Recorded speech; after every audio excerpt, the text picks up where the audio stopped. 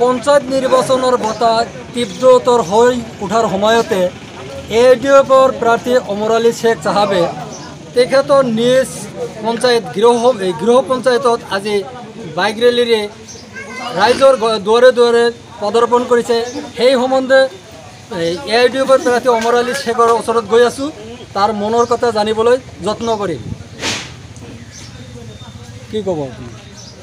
হয়, মই আজি 9টা বজাত ওলাই আহিছোঁ মোৰ নিজা গাঁও পঞ্চায়ত বৰাইবাৰী গাঁও পঞ্চায়ত। এই বৰাইবাৰী গাঁও পঞ্চায়ত গোটেইখিনি মানুহ মোৰ লগত আছে আৰু মোক যথেষ্ট সঁহাৰি জনাইছে, কাৰণ বিগত দিনত এই অঞ্চলত মই কোনো অন্যায় কৰা নাই, কাৰো ক্ষতি কৰা নাই, কোনো ডেভেলপমেণ্টৰ কৰাপশ্যন কৰা নাই। গতিকে যথেষ্ট সংখ্যক মানুহ মোৰ লগত আছে। গতিকে মই আকৌ আমি দুৱাৰে দুৱাৰে ঘূৰি আছোঁ, মোৰ মেছেজটো দি আছোঁ। ইমান ডাঙৰ এটা সমষ্টি গোটেইখিনিত যাব লাগে, তথাপিও আমি চেষ্টা কৰি আছোঁ মানুহৰ লগত সাক্ষাৎ কৰিবলৈ। যথেষ্ট সঁহাৰি পাইছোঁ। মই নিশ্চিত এইবেলি মই AUDFৰ জিলা পৰিষদ মেম্বাৰ হিচাপে মই নিৰ্বাচিত হ'ম নিশ্চিত। কংগ্ৰেছৰ সাংসদ ৰকিবুল হুছেইনে কৈছিলে যে ইয়াৰ মুছলমানৰ সুৰক্ষা দিব।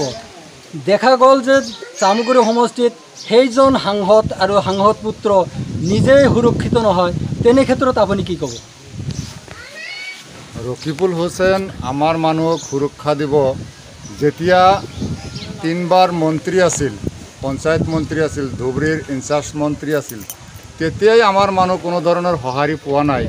আমাৰ মানুহৰ লগত AUDF আছে, AUDFৰ প্ৰেচিডেণ্ট হজৰত মৌলানা বদৰুদ্দিন আজমল চাহাব আছে, আমাৰ 16জন বিধায়ক অসম এছেম্বলিত এতিয়াও আপোনালোকে জানে বিভিন্ন সমস্যা লৈ প্ৰতিবাদ কৰি আছে, ধৰ্ণা কাৰ্যসূচী চলাই আছে। আমাৰ মানুহৰ হৈ আমাৰ UDF দলৰ বাহিৰে বাকী কোনো দল মই নাভাবোঁ যে আমাৰ মানুহৰ হৈ কথা ক'ব। আপুনি কেনেকৈ ইমান সাহস কৰিলে যে আপুনি জয়লাভ কৰিব বুলি সপোন দেখিলে? হয়, মই নিশ্চিত, কাৰণ 8খন জিপি, এই 8খন জিপিৰ মানুহ যিভাৱে মোৰ লগত ওলাই আহিছে, নিজ ইচ্ছামতে ওলাই আহিছে, মই যথেষ্ট সুখী।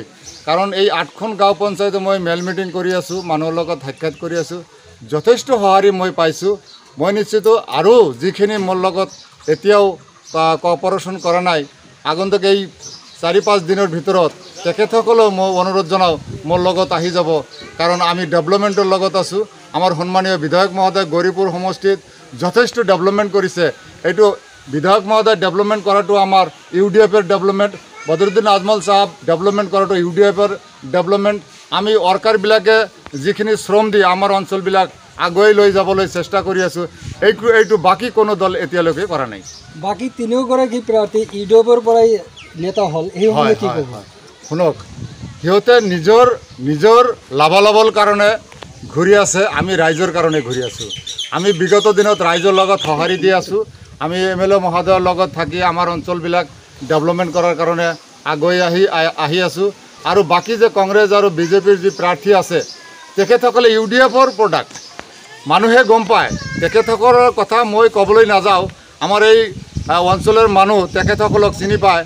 গতিকে ব্যক্তিগতভাৱে পৰিচয় তেখেতসকলৰ লগত আছে আৰু মোৰ লগতো আছে। মানুহে বিবেচনা কৰিব তেখেতসকলক। মই নাভাবোঁ যে নিকটতম প্ৰতিদ্বন্দ্বী কোনোবাই হ'ব, মই এইটো কেতিয়াও নাভাবোঁ।